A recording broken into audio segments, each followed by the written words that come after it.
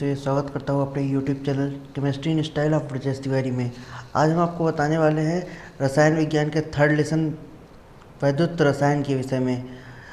Video पर चलने से पहले हम आपसे निवेदन करेंगे, हमारे चैनल को लाइक कीजिए, सब्सक्राइब कीजिए और शेयर कीजिए।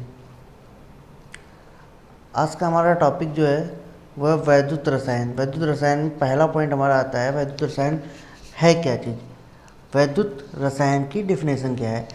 भौतिक रसायन की वह शाखा जिसके अंतर्गत रासायनिक ऊर्जा को वैद्युत ऊर्जा में तथा वैद्युत ऊर्जा को रासायनिक ऊर्जा में और उसमें होने वाले परिवर्तनों का अध्ययन किया जाता है, वैद्युत रसायन कहलाती है।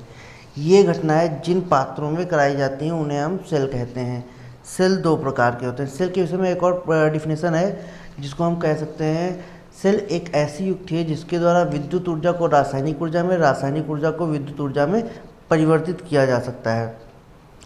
सेल दो प्रकार के होते हैं, जिनमें पहला हमारे पास जो सेल है वो है आपका वैद्युत रासायनिक सेल, दूसरा है वैद्युत अपघटनी सेल। वैद्युत रासायनिक सेल क्या होते हैं उन पर डिस्कस कर लेते हैं। वैद्युत रासायनिक सेल वे सेल जो रासायनिक ऊर्जा को विद्युत ऊर्जा में बदलते हैं वैद्युत रासायनिक सेल कहलाते हैं, जैसे गैल्वेनी सेल या वोल्टी सेल। वोल्टीरा लिख गया है, वोल्टी होता है। वैद्युत अपघटनी सेल वे सेल जो वैद्युत ऊर्जा को रासायनिक ऊर्जा में बदलते हैं वैद्युत अपघटनी सेल कहलाते हैं।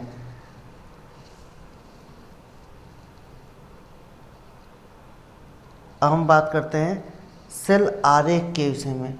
सेल आरेख का मतलब होता है जो सेल होते हैं उनको हम संक्षिप्त रूप से किस रूप में व्यक्त कर सकते हैं।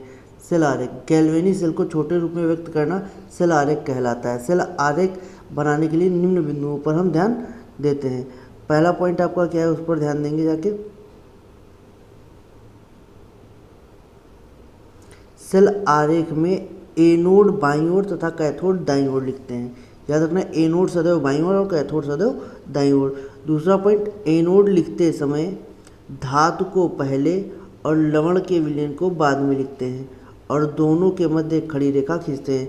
जैसे डैनियल सेल के लिए हम क्या लिखेंगे, Zn स्लैश ये खड़ी रेखा है जिसको बोला गया है ZnSO4। याद रखना इस पॉइंट को, पहले हम क्या लिखते हैं धातु, फिर लवण लिखेंगे और दोनों के बीच में सीधी रेखा।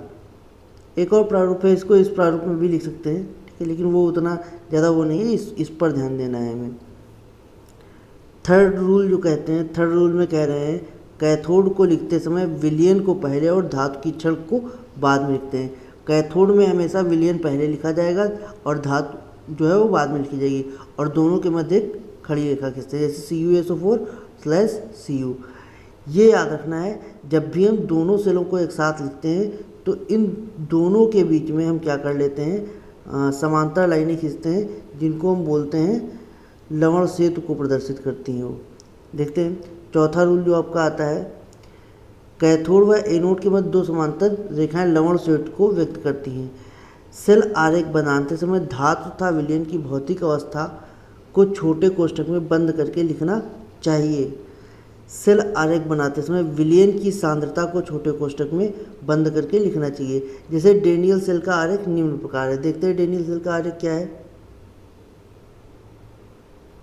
डैनियल सेल देखो, Zn जो है ये पहले धातु है, एनोड का धातु है और ये एनोड का लवण है।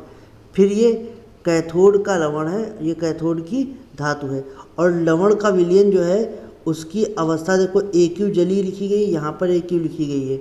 इसकी Zn की अवस्था सॉलिड S लिखी गई है, इसके भी ब्रैकेट में S लिखेंगे और ये इसकी कंसंट्रेशन 1 मोल दी गई, ये इसकी कंसंट्रेशन 1 मोल दी गई। तो इस तरह से हम क्या करते हैं, सेल आरेख बनाते हैं। आज के लिए इतना ही, मिलते हैं नेक्स्ट लेक्चर के साथ।